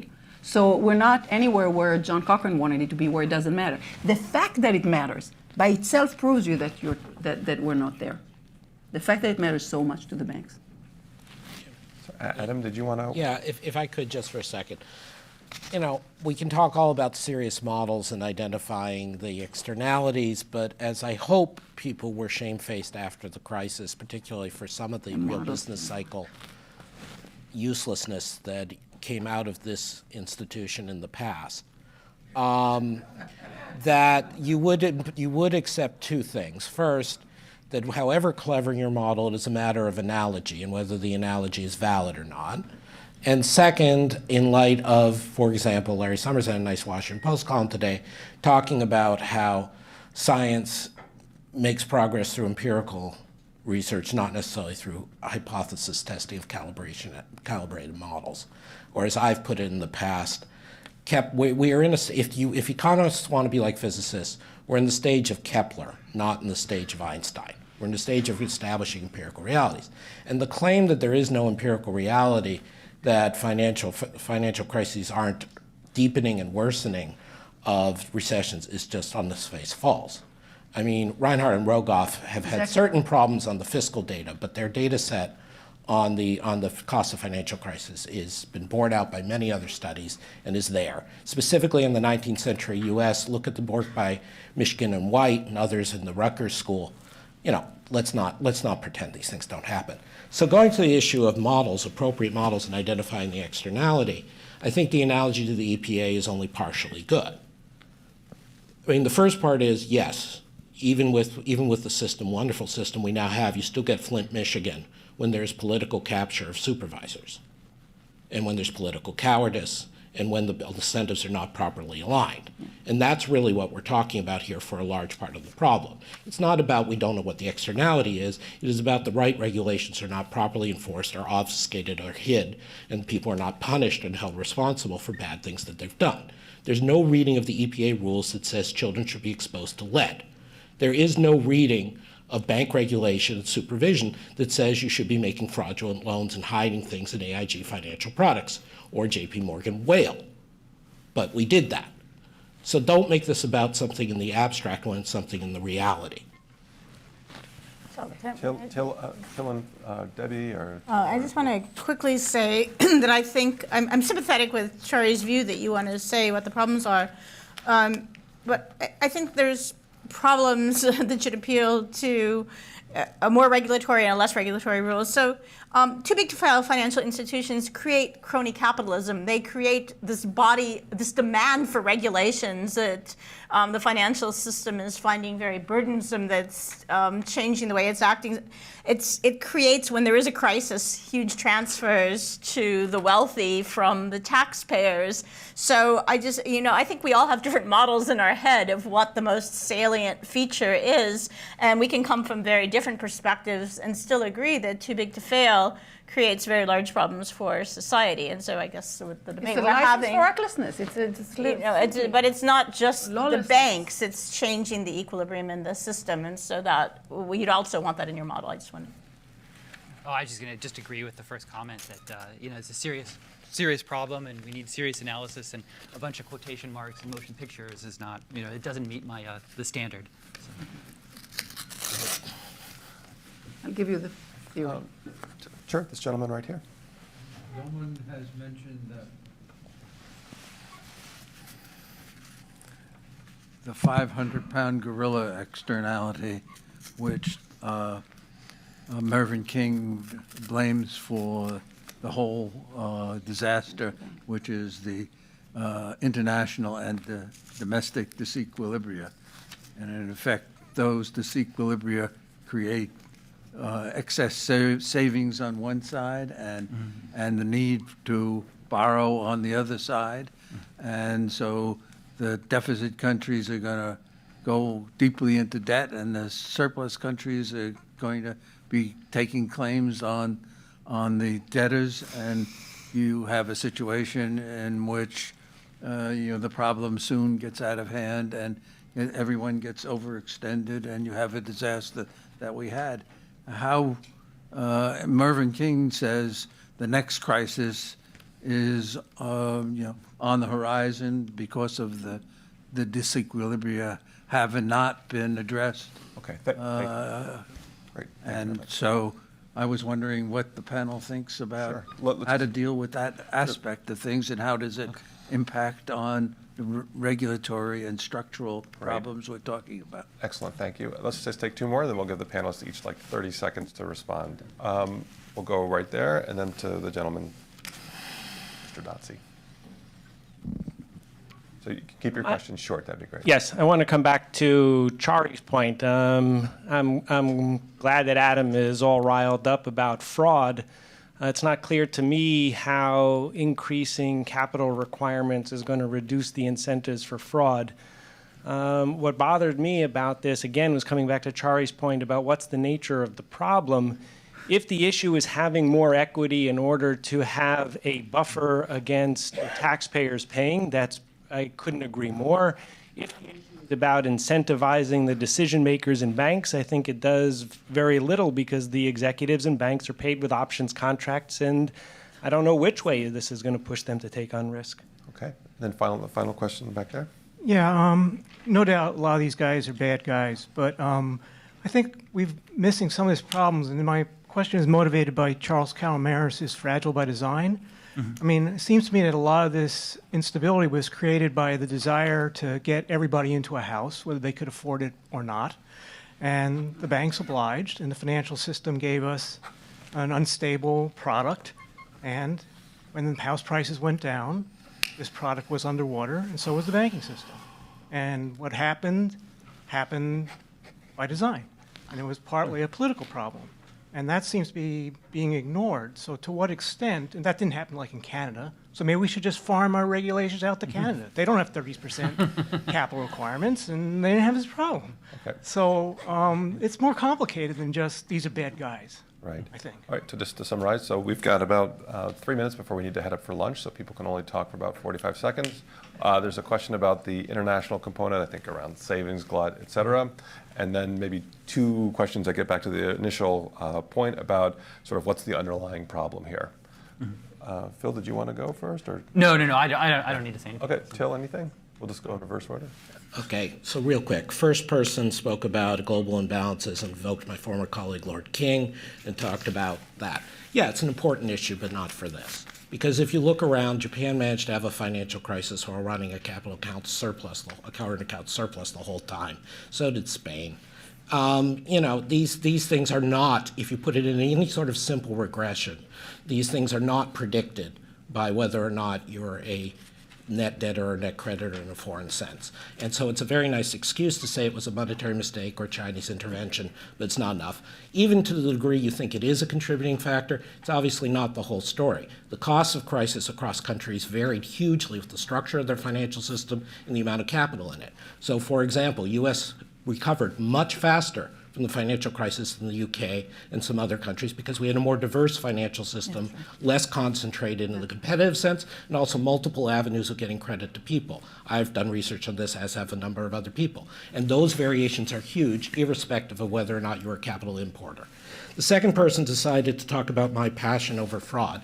Well, no, it's really has to do with the fact that trying to obscure things by claiming they're analogies or misspecified things is very different from trying to say that there aren't inherent conflicts. I liked Anat's comment, for example, that there is an inherent conflict between the depositor and the banker in terms of risk profile. And that you can define in terms of an externality or principal agent model or however the hell you want to do it. It's an inherent conflict, and that's where the public sector comes in. And so when we talk about, you're absolutely right when you say that extra capital doesn't deal with those issues. If you had bothered to listen to my remarks, you would notice that I explicitly said that 3 times. And then Anat did in her follow-up.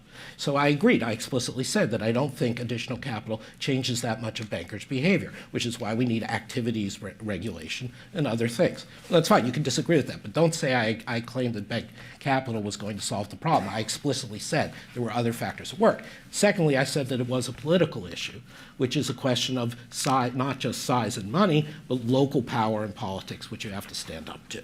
Finally, the third gentleman raised the issue of what was it? Oh, yes. Housing, and Charlie Calomares and Designed to Fail. Well, again, it doesn't pass the cross-national smell test. There are a whole bunch of countries that got into huge financial crises that either didn't have housing booms and certainly didn't have huge changes in subsidized home ownership, and certainly didn't have the whole story of inequality in the U.S. and that whole story of Alt-A and subprime. Just didn't happen in other countries that had the financial crisis. So it might be a contributing factor, but it's hard to say it's either necessary or sufficient. And that's where we have to end it. If you guys want to look across countries and not read just the stuff that people who agree with you, then you would get more information. It's not as simple as you make it out to be. So Anat, you get the last 30 seconds, if that's possible.